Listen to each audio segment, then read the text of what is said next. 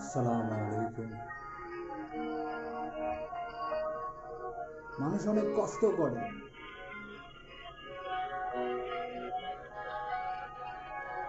খেটে খাওয়া মজুর,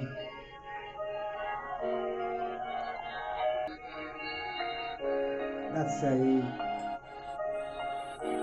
চাকরিজীবী, ফসল যারা ফলায়,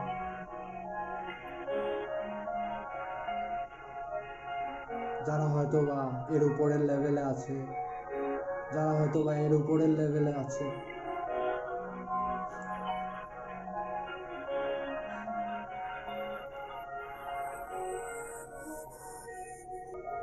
কিন্তু শান্তি যে আল্লাহ নিজের কাছে রাখছে সেটা তারা জানে না। আল্লাহর কাছে শান্তি চাইতে হয়।